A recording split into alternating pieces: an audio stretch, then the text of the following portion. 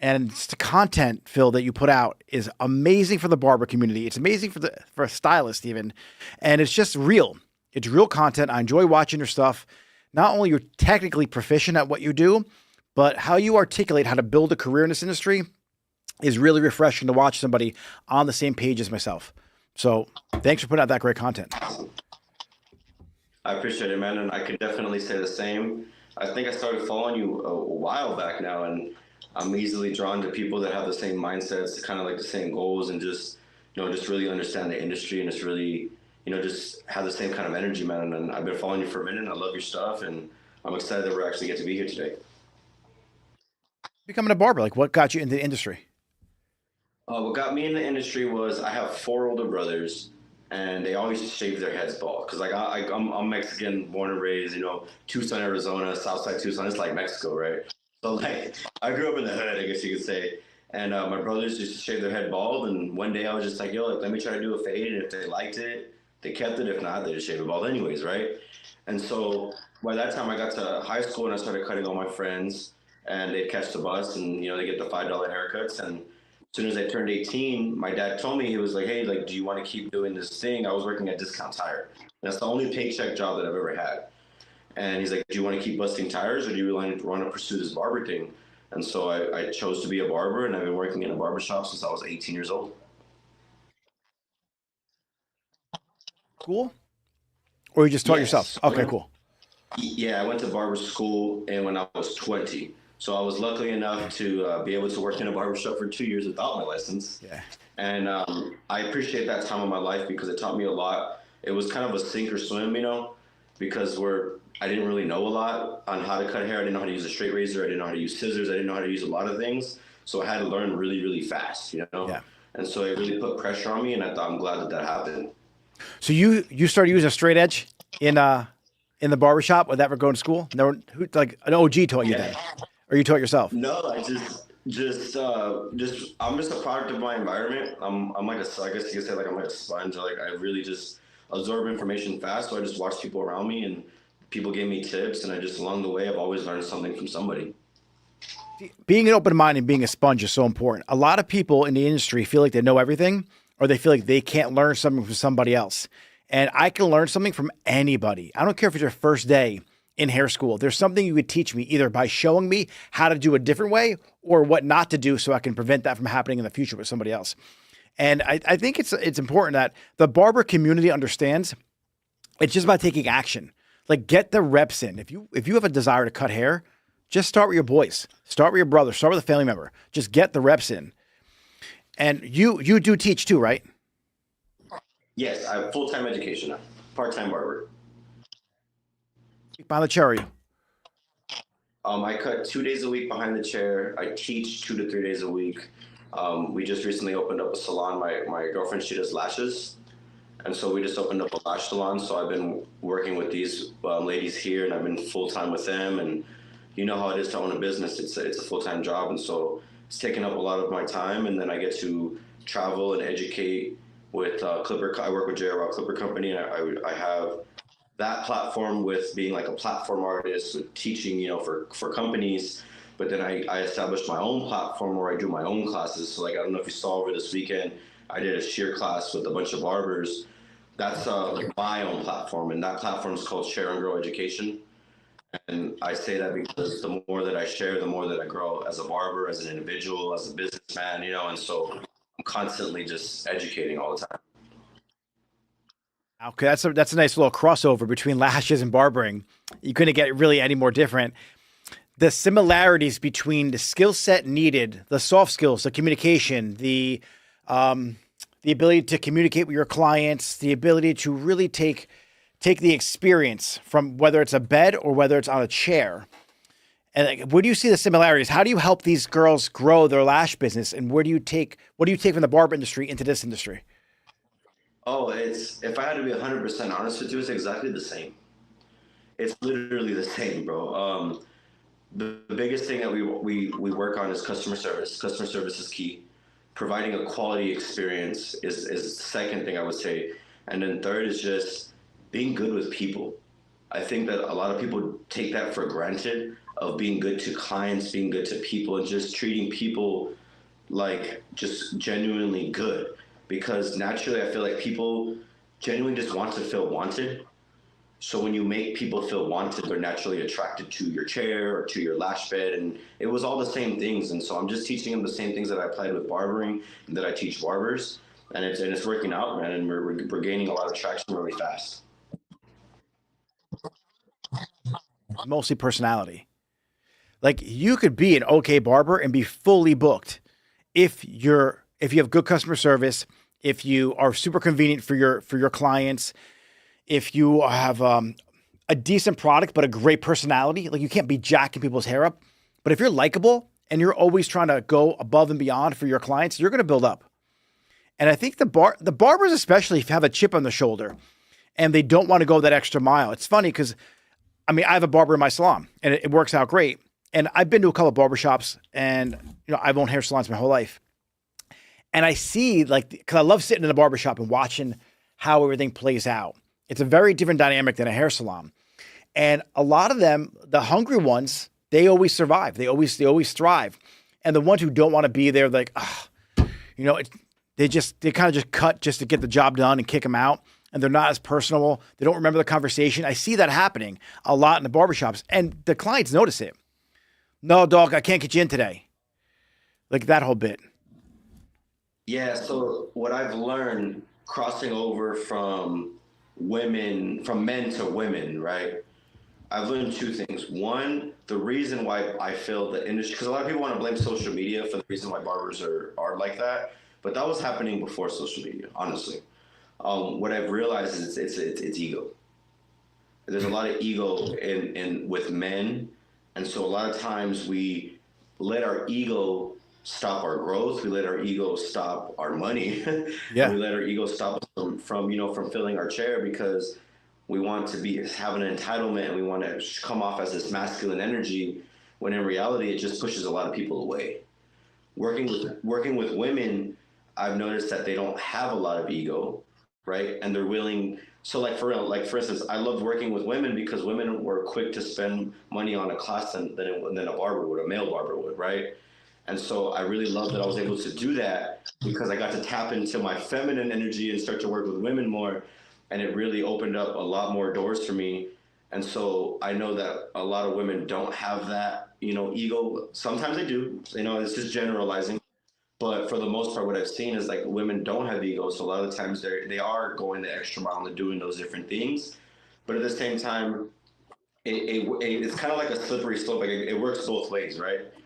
Where sometimes women can be very timid, maybe you could say, like, stylists can be very timid, and a man could be more aggressive about things and just pulling triggers, because a lot of times I guess you could say like a man could be a provider, and so it's like I have to go make this money, otherwise I'm not, I can't feed my family. And so it's been amazing, man. I've been able to work with different personalities, work with different genders, work with just different people. It's great. It's a great learning experience for me. Ego, because the ego is the enemy. And in my program, I have like 170 people in my program now. And I think four are dudes. That's it. And it's like I talk to guys every day and they just think they know it. And unfortunately, I realize I don't know everything. And I have no problem paying another man or woman to teach me something, to time collapse my journey so I can get to where I want to go faster and a lot less painful. And I think dudes have this, like you said, this ego, this chip on the shoulder, like I can make it. I'm not going to pay this guy. Like they feel like they're entitled to become successful because they're. Go ahead. What did you say? Yeah, I don't think it's okay. It's not necessarily that the ego thinks that they know it all, right? It's more of the ego not allowing them to say that they got help. Does that make sense? Like, to me, it's more of like I don't want to be able to tell. I don't want to have to admit that I had to pay somebody to show me how to do it. I could just figure it out on my own. And that's when like I really cringe when I hear like a lot of self-taught stuff and like a lot of self, because like nobody's self-made, bro. Like everybody is learning from somebody. Everybody, even if you learn it on YouTube, you learn. I've learned a lot just watching your videos. I'm learning from you, and I'm okay with admitting that. Yes. Did 2 days ago. about the six ways to get a 5-star review. I got that from a guy who teaches about spirituality, and it's like the 6 things high IQ people do. And I took that and twisted it into something for hair. Like I'll do that all my content is reinterpreted from another channel that I follow and I enjoy. Yep. And I do that all the time. There's something called viralfinder.com. Have you heard of that before? Yes. So Viral Finder, yeah, anyone watching right now, go to viralfinder.com, put in your favorite social media, like your favorite Instagram page, take a look at whatever went viral on that person's account, and then redo it in your niche. So if you're a barber, if you're a stylist, a lash tech, take the viral content and create it so it adds value to the people on your page. And a lot of people, and when it comes to social media especially, people are creating content without the right purpose in mind. Like, what's the result you want? Do you want to be famous or do you want to build your clientele? Because your viral content may not convert someone into being a client, but your content that might get, 50 likes on it or like 120 views might be the content that gets you 6 new clients from it because it's adding value. So don't just keep going for the content that goes viral. Go for the content that has an impact and teaches your potential client. And I think that's where a lot of people go wrong. They don't know why they're doing social media. They think it's about being famous or about being an influencer. Sometimes your content that's not as well received from the masses is the targeted content that converts into a client. So I know you teach social media. That's where it targets the right person, and the right person sometimes isn't the masses. That's what people don't understand. Just to tap into what you said, as far as, recycling content, I recycle all my content. All my content has been spoken by somebody. And I don't know do you follow Alex Ramosi? Yeah, so if you really analyze my page, I'm using a lot of Alex's phrases because I study him. Like I consume him. I'm a like straight Mosey Nation, bro. Like I listen to him every day, him and Layla. And that's what I started doing, was I was listening and learning from what he was saying on business. And I thought to myself, okay, like, how does that relate to barbering? So like an example, he did 30 ways to stay poor. And I listened to it and I wrote them all down. And then I said, okay, like, how does that relate to barbering? So then I titled my video 5 Ways to Be a Broke Barber. And I listed those 5 things that I learned from his video, and it went viral and it blew up, right? And it did what, it had a lot of good traction on it. And that's really what it is like we're just learning from other people, but we're making it our own.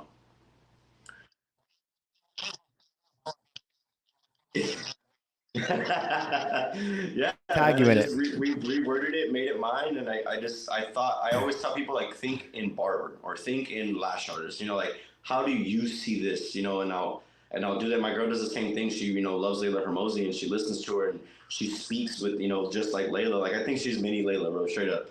And like we're just recycling what we're learning. That's all.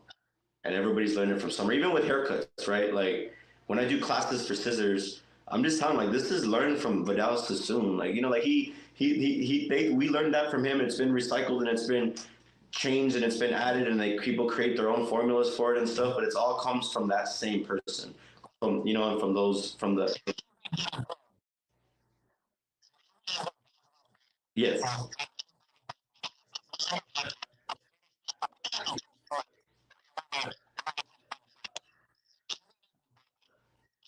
We're doing scissor over comb.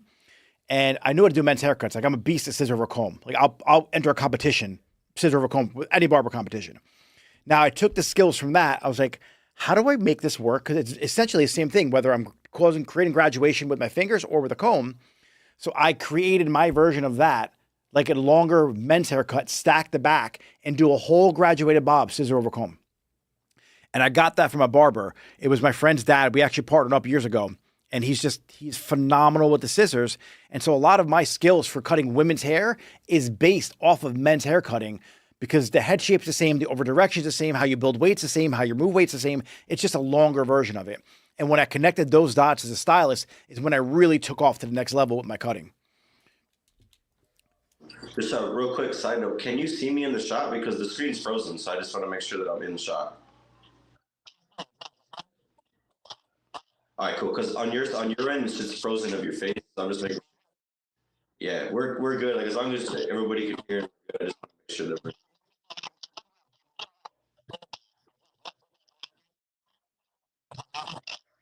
All right, cool. Just making sure. Sweet.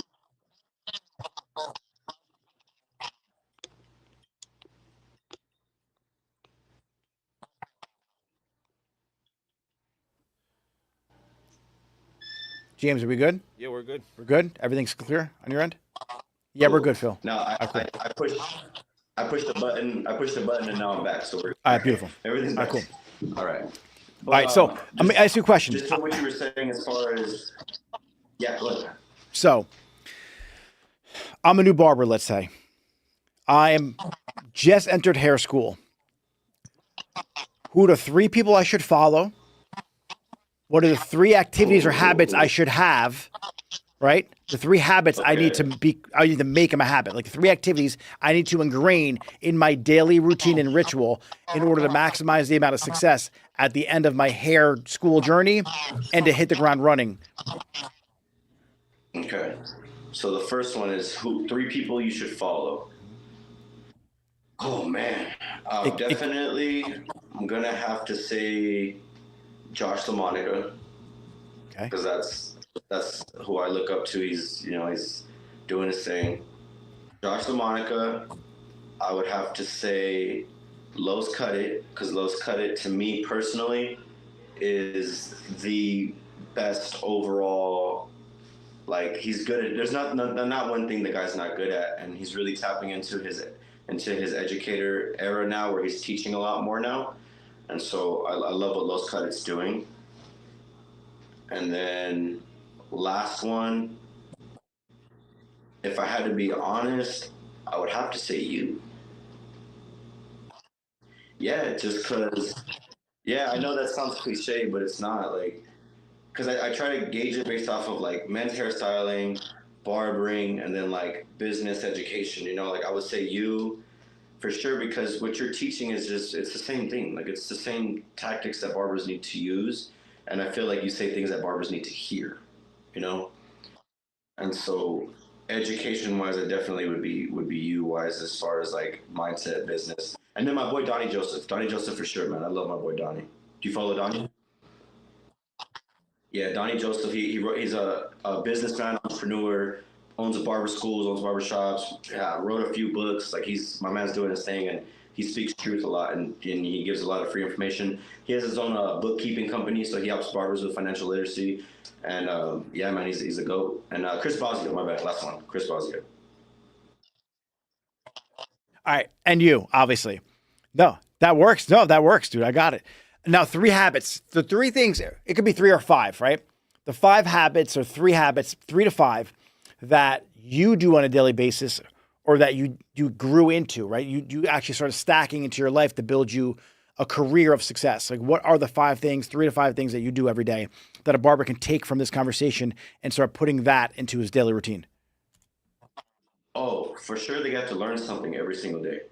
Like I learn something every day. Like I'm doing do something for yourself every day that's gonna make you that much better. That could be barbering, it could be your financials, that could be business, it could be anything that's gonna help you scale yourself. You gotta learn at least one thing a day. Two, um, you gotta market everything. I feel like a lot of people that are new refrain from posting and refrain from marketing themselves, because they don't think their haircuts are up to par. But for me, I think it's more of a portfolio so that you can see the progress that you've made from when you started to where you're at. And then you're just building brand recognition where people are starting to see and you're building a presence within your industry. So posting, you gotta post right out the gate. Don't wait because I hear it a lot. Like I'll start posting as soon as I get my license, and I'm like, nah, man, you gotta do that now. Like, you gotta target, you gotta vlog the journey. People want to see that. People build relationships with that. Number three, financial literacy. You have to educate yourself financially because if there's a lot of the things that I talk about on social media, I didn't learn it in school. I didn't like in a school. I didn't take a class. I didn't, like I wasn't that guy. Like I wasn't financially literate when I was younger. It took me about 7 years, honestly, to really be financial, like to understand money and finances and credit and things like that. And that's where I look back, where a lot of the things that I'm teaching people are just things, mistakes that I made, you know?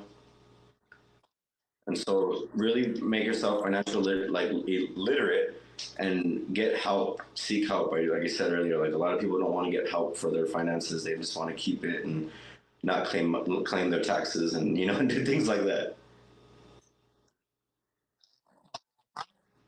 Number four, financially literate marketing. There's a daily habit that I have every day, that the first thing I do when I wake up is I check my bank account, because that's where my money's at. So I look at all my bank accounts and I see my finances, and then I check my booking app. And the way I explain it to people is, that's where my money's at, and this is where my money's coming from. And so I get that a lot, because there'll be times where barbers or stylists or whatever will have an appointment and they didn't even realize it. And I'm like, how did you not know you had an appointment? You know, like I look at my booking app every single day, all day, every day. And so those are just two habits that I've done that I recommend for people, this every day, just checking my finances and checking my services and everything, my appointment. So I find And that really data. interesting that people don't Yeah, check it every data. day. Yeah, you have to track the data, man. You have to track what you're doing this month, what you did last month, what you did last year, because you'll never know if you're growing or not. And then that's what happens though. They base it off of, oh, I had a busy week this week, I must be getting busier. I'm like, no, like you need to know how much you were doing last year or the month before to know how busy you really are. Here's an interesting thing. I talk to a lot of people, and when I coach them, and we take a look at their numbers, and they were busier last March than this March, or busier last summer than this summer. I'm like, well, what are you doing different? What did you stop doing that you were doing, or what are you doing different? And like, well, we were doing Facebook ads this way. I'm like, well, why did you stop? Because I took a course and now we're doing, Google ads only. I'm like, well, why would you stop doing Facebook ads if they were working? Let's go back to the thing you were doing that was giving you the result that you wanted, and then maybe take a little budget out for Google ads and see how that works. But a lot of times, the reason why your book isn't where it was a year ago is because you stopped doing something. Were you doing outreaches to your new clients to get them the pre-book? Were you doing like a thank you text or a thank you email? Were you running ads a certain way? Were you posting every day? Like, what were you doing, or what are you not doing now that you were doing then that's resulting in you having less money now? And so many times owners, they take a new course or a new class, or they take something and they stop doing the thing that's working now in order to try something different. They have to learn how to run them parallel to make sure that this thing's actually working, so you don't completely crush your business.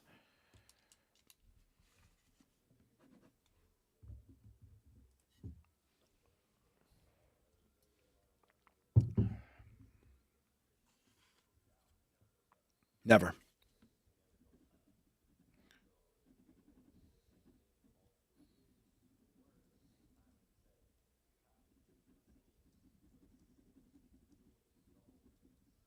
Yep. Until it becomes irrelevant.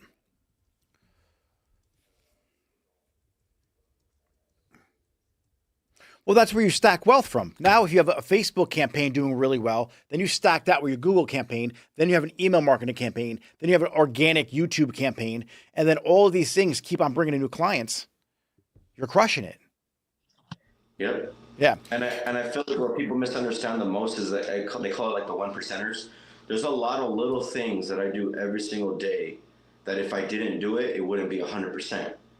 And so you start slacking in certain areas because you're focusing on the other thing, but you have to do those little things. Those little things matter. Even as far as like shaking somebody's hand when you meet them, like the little things like that matter to people. Saying hi to somebody when they walk in the door of your business, like those little things get taken for granted. And I think even myself, I've taken those for granted, but then later realize, oh, like that's why that happened to me, because I wasn't doing this anymore. And we really have to come into reality with ourselves. And that's what a lot of people don't like to do. That's what we, as barbers and as stylists and lash artists, like we don't like to analyze ourselves. Until I started to analyze myself, was when I started growing. Like I really I study myself, bro, and I understand what I'm doing. Same thing like you're talking about with analytics with social media and like the way that I post and stuff. I study what's working for me and what's not. I study what's working for me in the business, what's not. Like you said, we ran a Google ad. Maybe the Google ad didn't get the results we wanted, but Facebook was working. Like I really analyze myself every single day. One of the conversations I have, this is with a lot of barbershop owners too. They feel like they don't have a team, no one cares. It's because you're separating yourself from them, and even salon owners. There's no difference between me and my team. We're all equal. And I want my assistants. I spoke to them last week about this. When someone walks in that door, this is your house. Go up there and greet them. Welcome them into your home. If you see something that's a foil on the ground or a towel on the ground, there's hair on the ground, sweep it up. This is your house. And I don't want you guys to think that I'm the owner. You own your business too behind the chair. And so when people walk into your barbershop or your salon and the bathroom's dirty and you just left it because it's not your job, no, this is your house too. Make sure you keep up after every aspect of your salon, because that client who walks in who sees the bathroom dirty may not come back to you even if they liked your haircut because the place is messy. And so it's so important that you take care of every aspect of your house, and that salon is your house. Too, there gets the entitlement of like they should be doing that. You know, they should be handing out flyers, or they should be, making the content because they're not booked and I am. And to me, bro, I've always seen it. It's monkey see, monkey do. So I don't believe in this is what you should do. I believe in like leading by example. Like I'm doing this, so you need to be doing it too.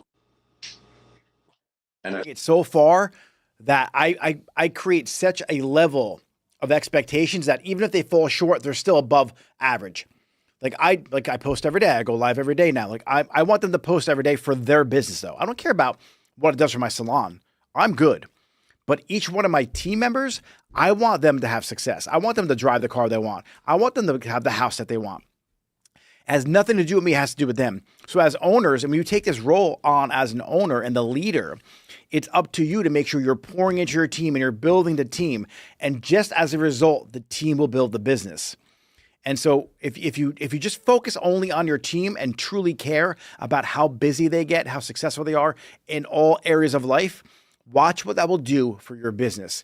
It will make it grow leaps and bounds from where you are right now. and I think with me, it's really more. It's like deep rooted of how I approach business with people.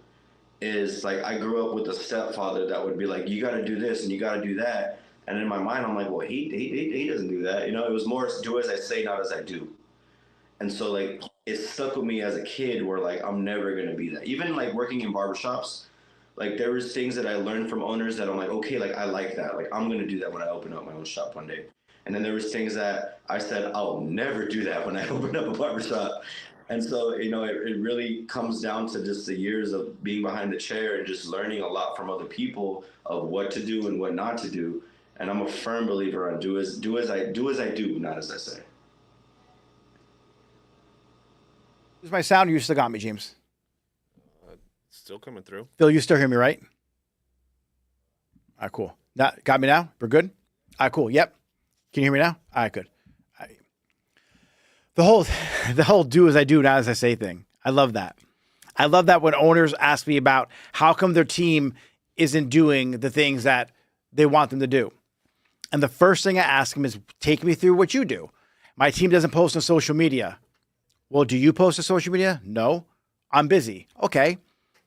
Well, what's that got to do with anything? If you want them to do it, then you find a way to post on social media where you're not doing the work yourself. Hire someone to handle it for you. Just get the work done. Just get the posts out. And if you want to post about hair because you don't want any more hair clients, then post valuable information that will attract new barbers to your shop, new stylists to your salon. And then that's your content because those are your clients too. So post stuff that attracts that kind of audience into your world, and then you have a steady pipeline of new barbers, new stylists, new lash techs wanting to work at your location.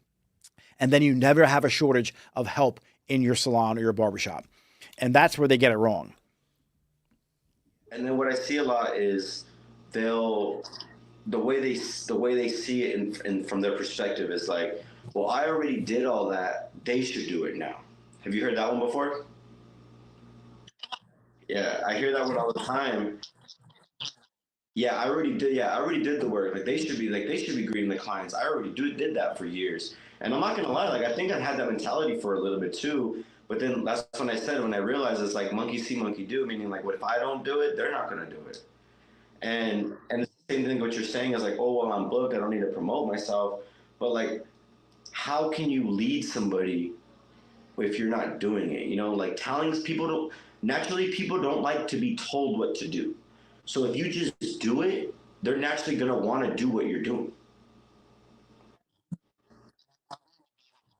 Yes. And like,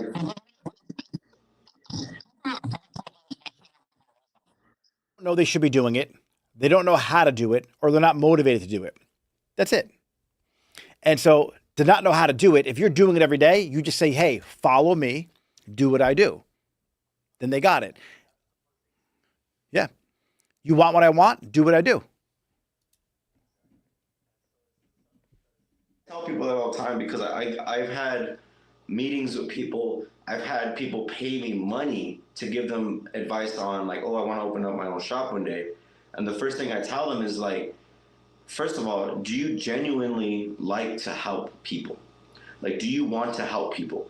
Or do you want to just focus on cutting hair?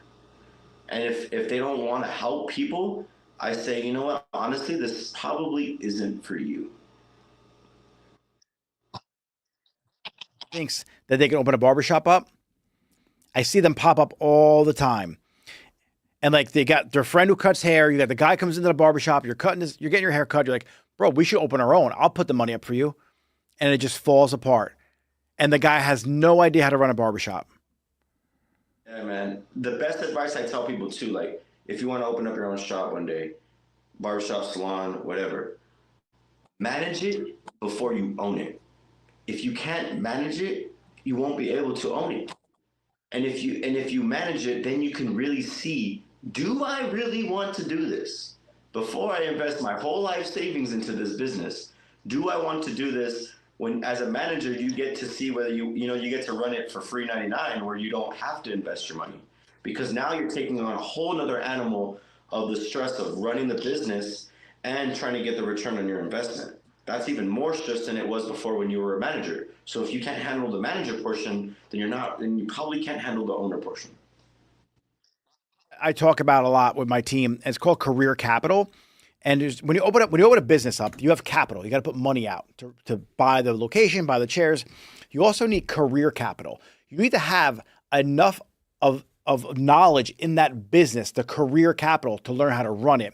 And if you are a lawyer or an accountant and you just get your haircut by a barber and you open a shop up with him, and he never had the career capital of running a business before, and you never had the career capital of running a barber shop or a salon before, it's probably not going to work out.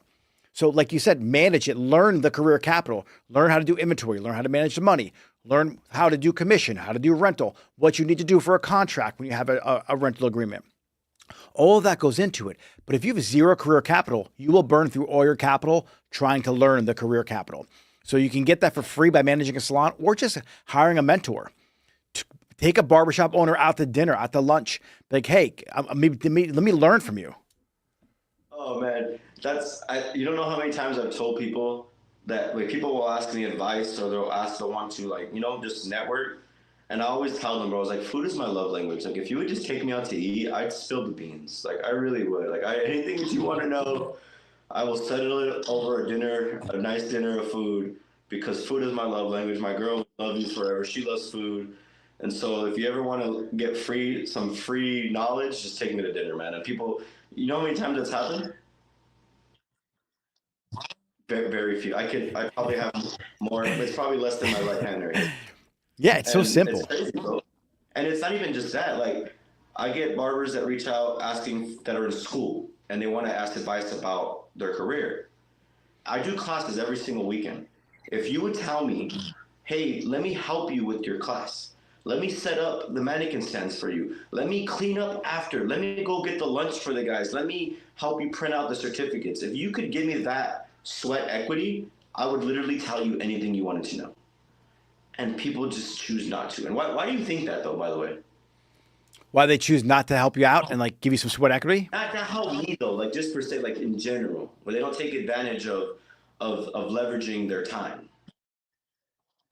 Them, I think it goes back to that whole ego thing we talked about in the beginning. I mean, I would work for anyone for free to learn. Like I have Oh no yeah. problem doing that. Like there's people all the time that fly out here. I remember a kid, Justin, if he's watching us right now, he kept asking me questions. It's like, dude, just if you want to learn, fly out here. He's from Oklahoma. Yeah. No bullshit. 2 weeks later, he flew out here.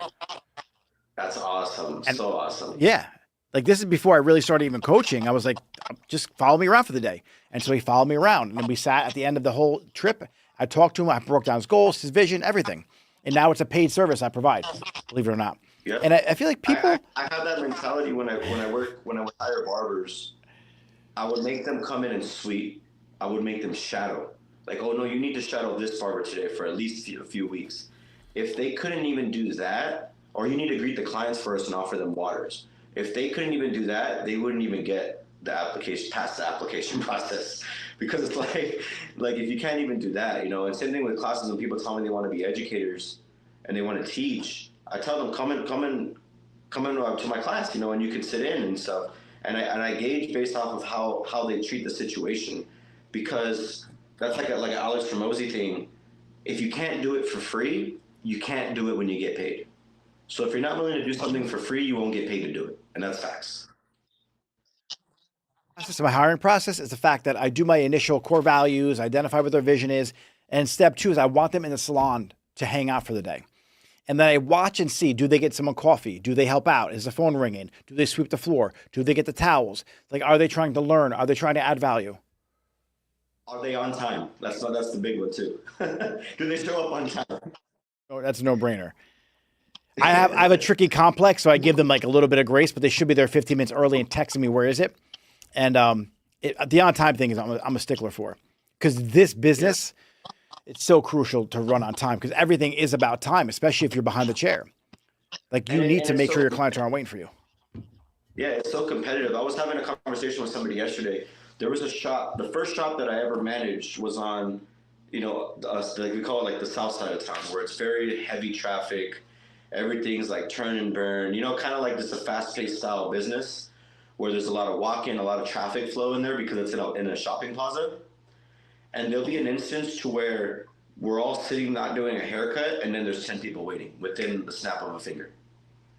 And so that business really taught me time management, really taught me organization, to where I didn't allow the barbers to go walk to Safeway and get a drink. I didn't allow you to go to Famous Sam's to eat lunch real quick. Like everything was all time based. Like your lunch is at this time. It had to be very structured, because if not, we would lose out on so much business, because there's so many other barbershops in that area that if we weren't available within 30 to 45 minutes tops, they would just go walk across the street. And they would legit like barbershop hop. And like 1 week we'd see them, maybe a month later, and they would just work their way around to see where they can get in the fastest. Do everything. And when you start cutting slow because you don't have many clients right now, or you're doing color slow, or the process isn't really scalable because you're not busy yet, just remember, one day you're going to be busy. So learn how to do things efficiently, because you're not going to be able to build up your speed and your skills because you're so used to being slow, and develop bad habits. So if you have an hour or a half hour for a haircut, 45 for a cut and beard, or an hour for a full highlight, do it in that time slot. Don't just say, I have nobody else today, so I'm going to take my time, because you want to make sure you're efficient with your time. Well, you practice the way you play. So how you practice is how you're going to play when it's game time. And I preach that a lot to my guys. And then also, when you do that, right, because I've done that before too, where you take in the little extra time because you had the time, and you justify it in your mind because you're like, well, I'm giving them that extra service and they're going to appreciate it, right? But then what you do then is you set that level of expectation for them where they're going to expect that kind of service every single time. Create that experience in the time allotted too. Like a lot of people, to piggyback off that, feel like, well, I got to deliver this extra mile every time in order to justify my price raise. No, they're paying for you not to fuck their hair up. That's part of it too. Like, just because there's so many bad people out there now in our industry that just rush it, they half-ass it, they don't really focus on the skill set, that they're really not delivering a good quality service. The fact that you never ever mess up someone's hair is worth the price increase, 100%. So that's another reason, like there's value in that. There's value in consistency and knowing that no matter what, I'm going to get a good haircut. And I can maybe pay $20 cheaper down the street. I'm rolling the dice. So if I have a wedding to go to, I have a date, I got a job interview, I'm not going to go to that person. Yeah, and that's where I've learned, like especially now, like in today's barber era, and just in this generational era, is a lot of people don't want to put in the work. So if you just work a little bit harder than everybody else, there's no reason why you shouldn't be booked. When I see that somebody's not booked, or when I see that they can't fill their books, I'm just like, how? Like what are you doing? And so that's when we have those internal conversations of like, well, what are you doing?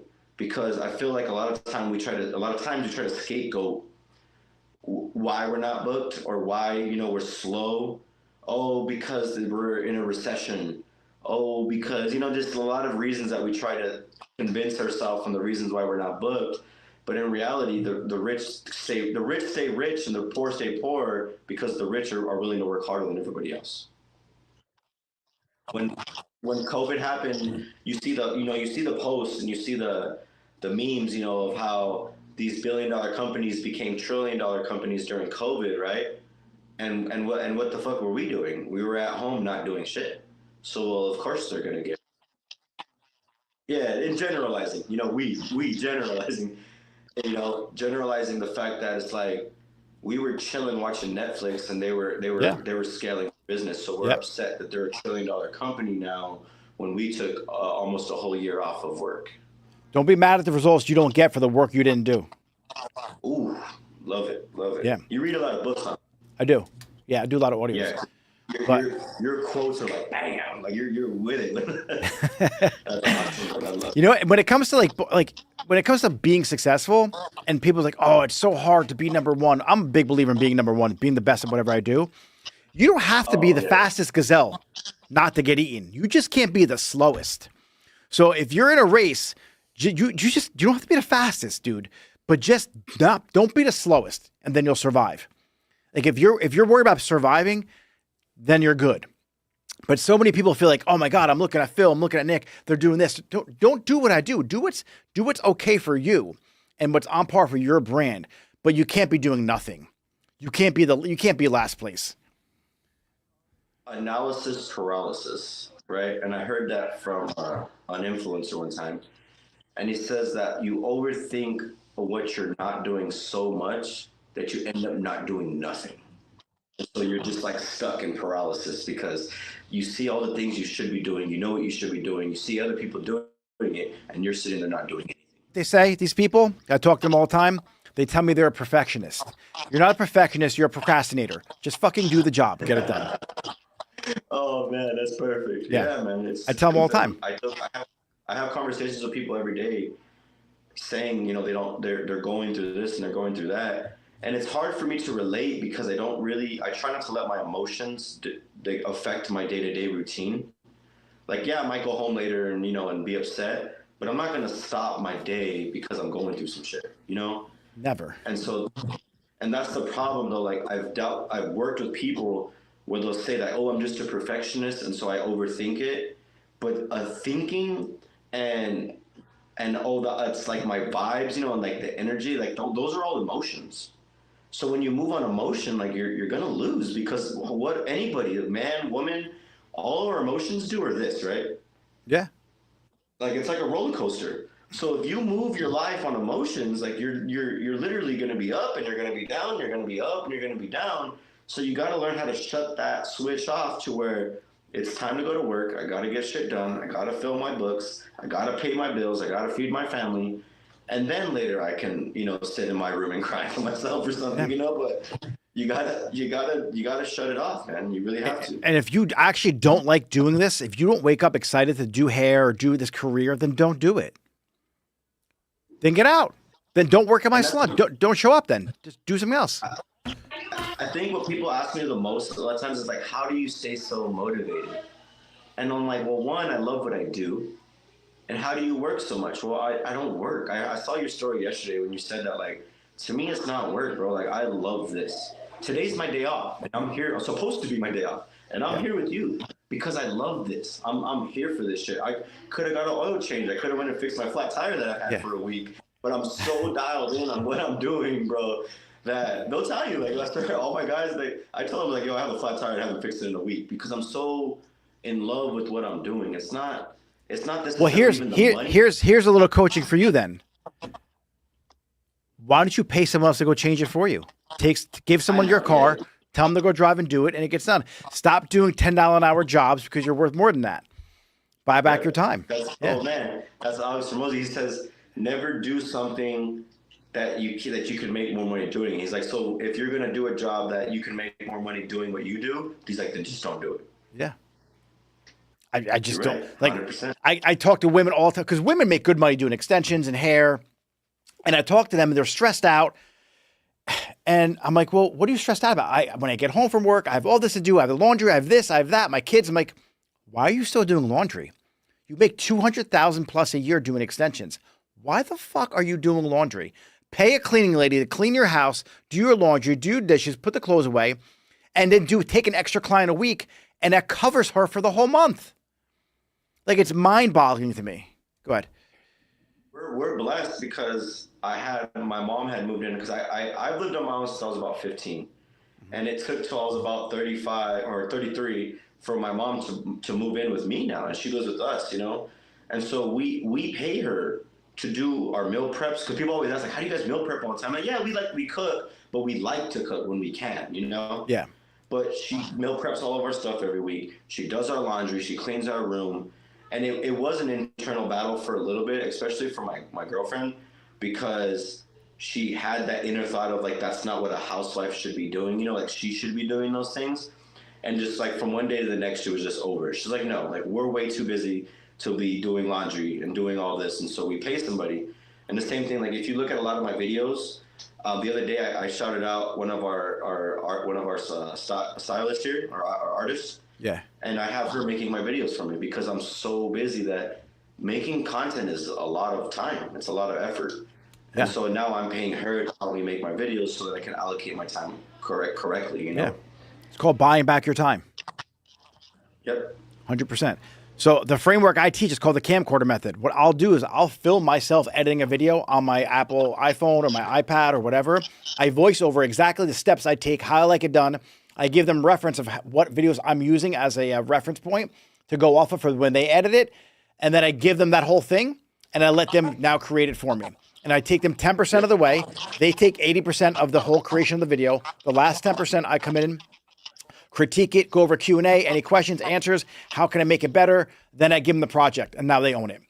And so I never, ever have to do anything with that video editing again because they know the process. Then I have that person create the playbook for it. So if they ever leave my salon or the job, I got the playbook for the next person. And so I always have the ability to just put somebody in that position to take the job over for me. Yes, man. And that's where it was so amazing to be able to get help because we've been teaching these girls since we opened and they're adapting all those skills that we do every single day because we're working with them so much now. It's just amazing to be able to do that, you know? Yeah. All right, Phil. So for my fans watching or my guests watching right now, where can they find you on Instagram? It's BarberPhil15, right? BarberPhil15, yes. On Instagram, BarberPhil on TikTok. I haven't stepped into the long form yet. I'm planning to do that soon. I've started recording a lot of long form videos, but it's just one of those things of allocating the time and just really just honestly preparing for next year and how I'm going to move differently and how I'm going to be able to provide more value to my audience. Yeah. The switch from short form to long form is really hard to do. When I was only making long form and then I started making reels and now I get them down under a minute and then I have to create longer stuff for YouTube. And I'm like, this is hard. I say everything I want to say in like 30 seconds. Boom, I get it out. And now to drag it on for like a 7-step process, I'm like, shit, I got it done in 2 minutes. What else is next? We got lots of questions. Yeah, you know what's helped me as a lot is I thread a lot lately. Threading is just like my thoughts. It's the same thing as the Hermosi method where he tweets his thoughts and he becomes content. And so there's times where I've become more of a writer because I'm stepping into like a long form rather than just trying to come up with a quick hook, you know? Yeah. And so being able to do that has really helped me to where now I have so many scripts written on my notes that I can, when I do the long form, I know it'll be a much longer video rather than it being like a 30-second clip. Yeah, I got That's you. what it is like. Yeah, those in-person things that you see me doing, I'm just teaching classes and I'm listening and I'm chopping it up, and those are like 20-minute conversations chopped up into 30 seconds. Yeah, I see them all the time. There's great content you put out there. So everyone, Thank follow Phil on Instagram. Are you also on TikTok? Anywhere else? We got to drop a handle for Yes, it. barberphil_ on TikTok, barberphil right. 15 on Instagram. And since Get I ready get for YouTube next year. James, you said there's Yes, questions and comments? We got a lot of questions today. Yeah? A lot. All right. You got some time? Yeah. What time is it now? It's 1. James, drop a question. Studio Glam by Lizzo. I'm a hairstylist, not a barber, but my clientele is 50% men. I've also been voted men's stylist and best men's stylist in my city. Should I just do the extra hours and get licensed for a barber? All right. So someone asked if she should get licensed for a barber. Did you hear him? Yes. As a cosmetologist, you could cut men's hair. So Yeah, that's where my brain went out the gate. The only thing that you can't do is use a straight razor, but I don't condone breaking the law. But at the same time, like I you're say already cutting men's hair. Yeah, I think you can use a razor as a feather blade, but do it. Just cut the men's hair. You don't need the license. Everyone's worried about getting permission from the government to tell you how to live your life and run your company. Don't. Do what you need to do to grow your business, because they're not asking us permission to go invade another country and shit like that. So. All right, I'm glad we have the same views on things, because I didn't know how to answer that. I'll fire through. But yeah, Lizzo, if you want to just do it. If you know how to cut men's hair, cut men's hair. The only thing you really can't use is straight edge. Go if I were you, I would go to a barber who's elite at the straight edge, and then go ahead and master it with him. That way you have the high level skill. Definitely. That way you're not cutting people's face. I know a lot of stylists that are full-time barbers that in my city, and I know there's a lot of stylists in the barber industry that are killing it, and so that's amazing. James, another question. PHX, Gentleman's Republic. Let's talk about selling products and how easy it is really to make that extra money. A lot of barbers aren't taking advantage of this. Oh, yeah, retail. Guys, the fact that you don't sell retail because you think it's beneath you, you're not a salesperson, you're not fully servicing your client. Part of doing your hair is product. Part of doing anything in our industry, it takes shampoo, conditioner, you got to keep it clean scalp. There's tools of the trade, not just clippers and scissors and all that. There's products you need to get the desired look that you want. And a lot of times you can't get that look without product. And the fact that you aren't a salesperson, you're not a complete stylist then or a complete barber. You're doing your clientele a disservice by not selling them the product. You're letting them go. What I always tell my guys is like, you're letting them go to Target and pay for overpriced products that that we could be making that extra income on. And that's why I always tell that story when we do that. Is I started selling products just because I didn't want to pay full price for it, so I bought it in wholesale. And then I'm like, well, damn, how am I supposed to get rid of all this? And so I started selling products just enough to pay my booth rent. And then it got to the point where I was wholesaling it to other barbershops. And then it got to the point to where we were selling in the shop almost $5,000-$6,000 a month just in hair products. It's so possible. I mean, the whole hair product conversation I love, because every person I talk to, distributors, stylists, owners, they don't sell product. They don't know what to do. It's really not that hard. Here, I use this on you. You like this look? Use this product. It's $17. That's the fear of rejection. People don't like to be rejected. And so they say, well, he said he didn't need it. Just ask him again. Ask him every time. Can I interest you in products? This is what I'm putting in your hair. Yeah. That's why I'm really big. I was really big on having a front desk, because a lot of barbershops don't. Yeah. I was really big on having a front desk so that we can display the products and you could ring them up, whether you're a booth renter or a commission artist or a barber. I would still have you go up front so that you opened up that opportunity for you to be able to ring them up, whatever they're going to pay you, is Cash Apps or whatever, rebook them, and then offer them product. Yeah, but when you're doing their hair, you're educating them how to do it. All right, cool. Step 1, we're going to apply this, emulsify in your hands. This is the product I'm using. You want this look, you need this product. You put it in their hair. And that's it. When they come back, how was your haircut? It was good. It didn't look the same. No shit. You didn't buy the product. So you're going to buy it today. Yep. It's not hard. It's easy when you're selling something that people need, and they need it. So, what are we doing? Here's the thing. They're also in a buying zone. Like, they're in the mood to buy. So they're going to buy it from either Target, like you said, they're going to order on Amazon, or they're going to buy it here. They just got the haircut, they got the shampoo, they're styled the hair, they're going to go out that night, they're going to be spending money. They're in that mindset, sell them the product. Like, and a lot of people, the reason why you don't is because you're broke yourself and you don't want to spend money. Don't put yourself in your client's shoes. They're there for a reason. Sell them the product. I remember one time I was wholesaling to a barber and I had a case. I was like, well, you should sell these to your clients. He wanted to buy one. I'm like, well, if you buy 12, I'll give it to you at a wholesale price so you can sell it. And he's like, nah, I'm okay, bro. I'm just going to buy one. I'm just like, yo, what's going on right It's now? insane. It's crazy. James, another question. Vmar, what helped you feel comfortable and confident behind the chair? What helped you feel comfortable and confident behind the chair? All right, let me drop. Confident, not competent. Confident. Yes. Yeah. So that leads to my answer. Competence builds confidence. If you're not competent at doing every haircut, then you need to practice and get the skills. That will build the confidence. I don't sweat any client walking in my door. Like, if I'm doing hair, I don't care what they book. I'll be able to complete the task at hand, whether it's a highlight, a haircut, a perm, a single, a corrective color. I don't need a whole onboarding sheet filled out by them. Show me the picture. What do you want? I'm going to get it done. That's because I'm competent and I've done it long enough now that I've done everything in this industry. So you need to have the competence. Yeah, I would say, to piggyback off of that, I would say skills are built off of repetition, right? And so when you're competent, it means you have the skill sets to do it.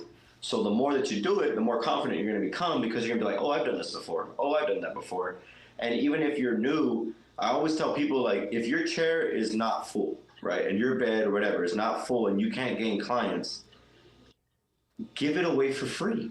Because not only are you be able to market it, you're going to be able to market it, you're going to be able to gain more skill by doing it, get more repetition in, but you're also going to be able to have the potential of them coming back.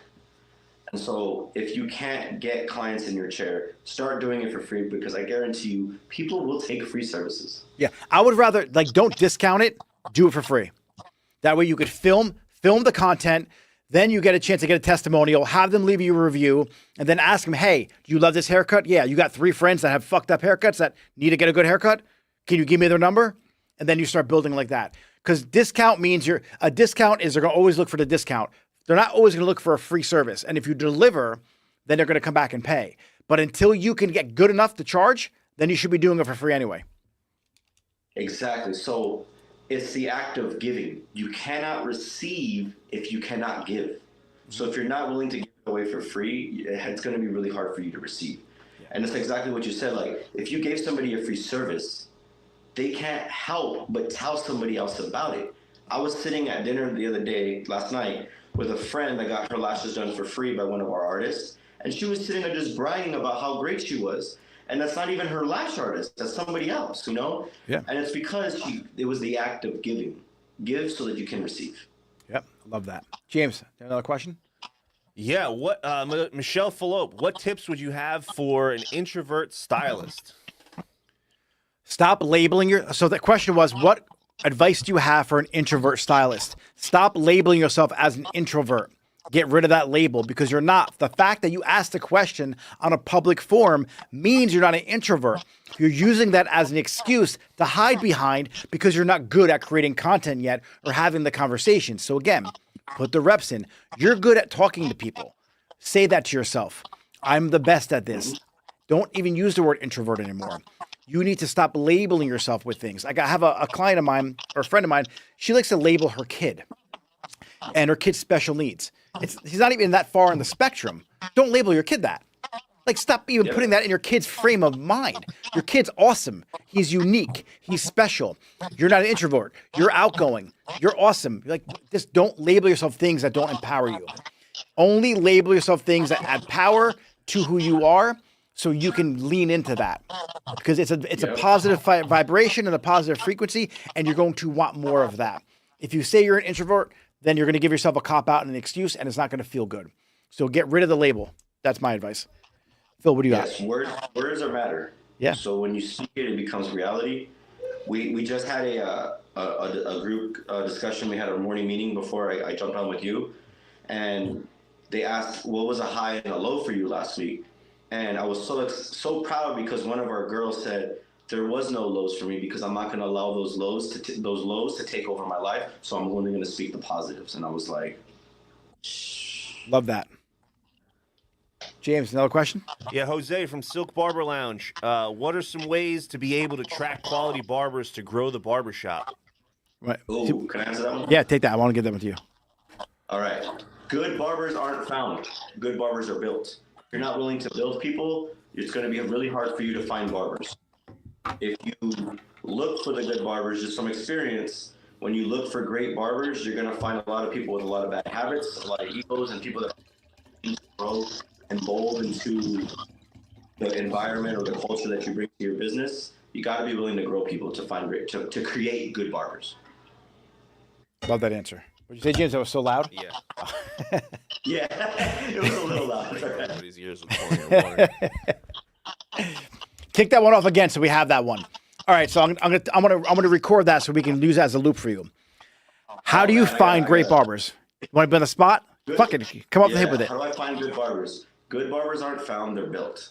If you're not willing to build people and you're not willing to help people, it's going to be really, really hard to find the right people or find the good ones that you want, because the ones that your perception of what you want is probably not for anybody else. So you have to be able to grow them into the mentality and the culture that you want to build for your business.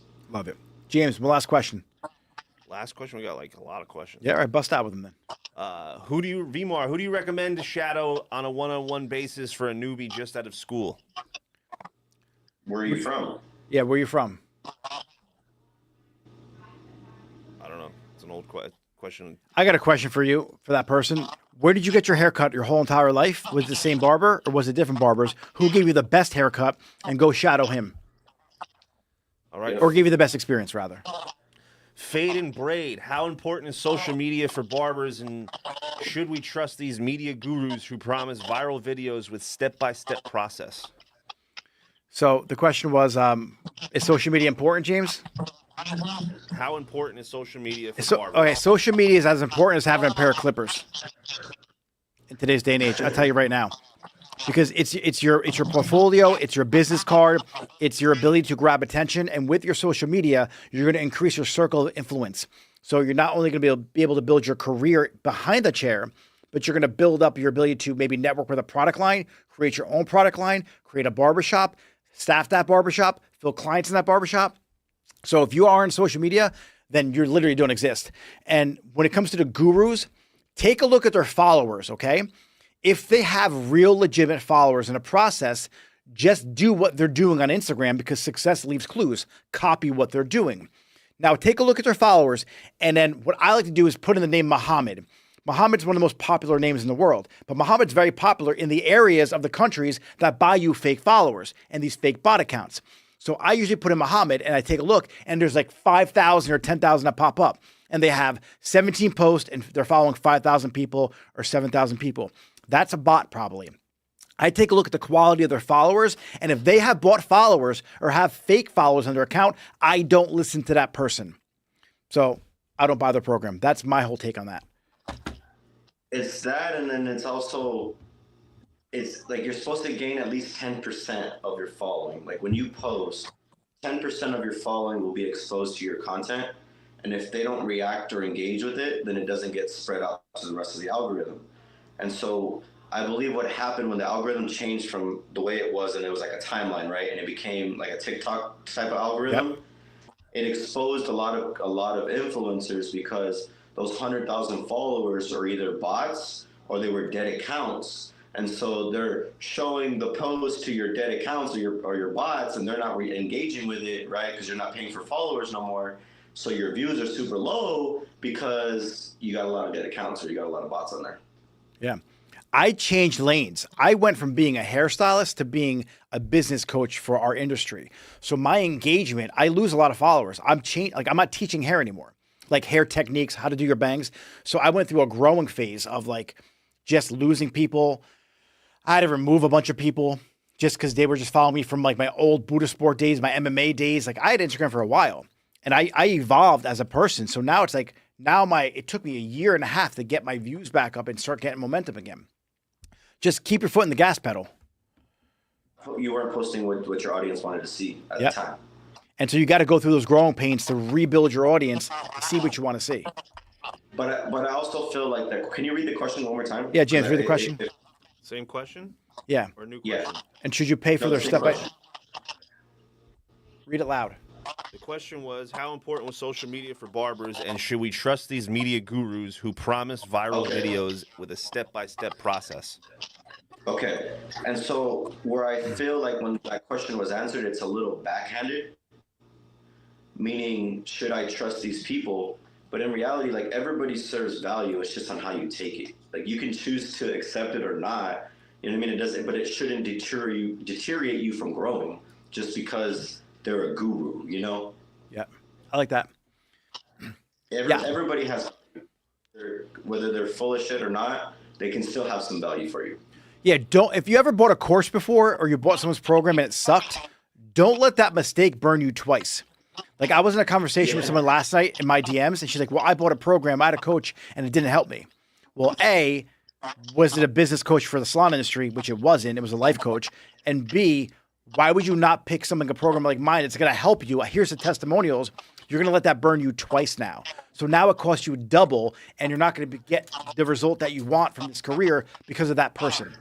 And so, and then that shows that they probably impulse bought it. Then that means that they really didn't do their research and they impulse bought, and then they realize. That's like when you impulse buy something on Amazon or TikTok, right? Or Amazon, and you get it and you're like, this is not the size that I thought it was going to be because you didn't do your homework to see how big it is. That's an impulse buy. Yeah.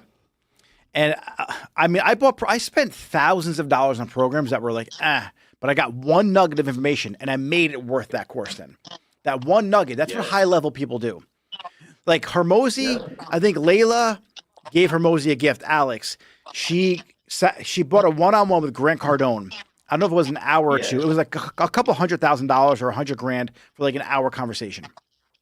I don't know the numbers. I know the detail. I know it was something around there. And what Grant broke down for him completely changed the dynamic of how Alex Hermosi uses social media. Yeah, it's all about the numbers, man. Yeah. I've listened to that whole podcast. That's awesome. That was good. James, another question. Next question. Well, I just want to add on that. Fade and Braid responded to that. She said, "So stop trying to buy into something that are not worth it." Is what she's saying. It's what it could be worth it, but you have to take a look at the quality of the person. Are they do they have the results that you want? If they have what you want, then they have the path and how they got there. And so they could probably lead you in that direction. But what are you pretending not to know that you already know? That's what I want to ask you. Like there's probably something that you're looking for, this magic wand or this trick. It's not the answer. You got to put the work in. Are you posting every day right now? Are you doing everything you're supposed to be doing and it's not working? Then you hire the guru. But if you're not even doing the work you should be doing right now that you know you need to be doing, then do that first and then hire the person to get you further along the journey. And that's why a lot of the times these gurus or these six-figure mentorship courses that people are at, because I know where they're getting at with that, and they're saying that they're not getting the results, but then at the same time, did you look at yourself and see, did you really do the work? Yeah. Because a lot of the information that these guys are giving you, right, or people or stylists, whatever, they're giving you recycled information that they learned from somebody else, and so it really is ABC information. But are you even willing to do ABC? And, before you even purchase that, like you got to think that to yourself. Yeah. James, one last question. There's so many. Guys, do me a favor. DM me or DM Phil all these questions so we get them answered. Get in our DMs. Yeah. You're just giving me content ideas, so ask all the questions away. Yeah. If it's geared more towards me, DM me. If it's geared more towards Phil, DM Phil. So after building clientele, how soon should we feel comfortable jumping ship at a barber shop and open up our own shop? Building clientele doesn't mean that you should open up a barber shop. That literally does not mean to open up a shop. Why do you want to open up a shop? You have to ask yourself, do you want to do it because you want your own space, which you could just get a suite and get your own space? Or do you really want to make more money? Or do you really want to help people and create more versions of you? Good answer.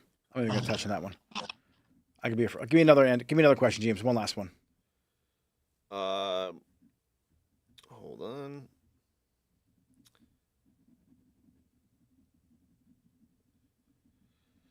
What strategies do you use to maintain and strengthen relationships within the barbering community? Give me that one again, real loud. What strategies do you use to maintain and strengthen relationships within the barbering community? Did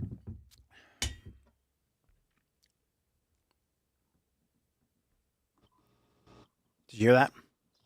Yeah, go ahead. Cool. You got it? No, you could. I mean, we both can take it. What strategies do you use to strengthen? What strategies do I use to maintain? Your relationship within the barbering You got to show love to get love. A lot of times people want support, but they're not willing to give it. There's an event in your area, you got to show up. You got to be willing to network with different people and see them as your allies, not as your competition. Yep. Play the infinite game. Be more interested than interesting. Stop trying to prove how great you are and be more interested in other people. You'll learn a lot more that way. And they'll remember you too. That's amazing. Yeah. All right, we can go on forever. Guys, like I said, drop Phil the in this DM is questions more towards him, questions towards me. Drop it to both of us. Put it in a group chat. I don't really care. Let's do that. Phil, you were going to say something before James asked that question. Let's do that. Oh, it was just piggybacking off what they were saying about what were they asking about the window, about opening up a shop and everything? Yeah. A lot of times people will hear other people's ears saying that they should open up their own business and do their own thing. And you got to stop listening to the outside noise and just listen to yourself. Yeah. Take the amount of money that it will take to open a shop up over the course of a year, right? Figure out how much it will cost for the chairs, the rent, everything, with no employees. What's that whole dollar amount? And if you're okay with taking that and letting that on fire, then you're ready.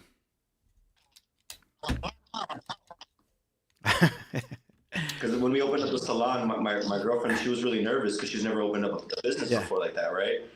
And I told her, I was like, what are you worried about? I was like, if this burns down and everybody leaves you one day, me and you could work in here by ourselves and we'd be fine. Yeah. I go, so don't even sweat it. We're playing with house money. If we both worked in a business, right, and had to pay rent somewhere, we could cover these bills. Yeah. Don't be afraid. But you'll know when you're ready. But awesome question, Q&A, guys. That was amazing, James. Let everyone know. Put his name in the handle, just so he has it there. Everyone got a high level access to what his handle is. Barber, Phil, we got to do this again. I'm getting feedback on my headphones, so it's killing me right now. But we're gonna get you a better mic next time too, and then we're gonna do high level podcasts as well.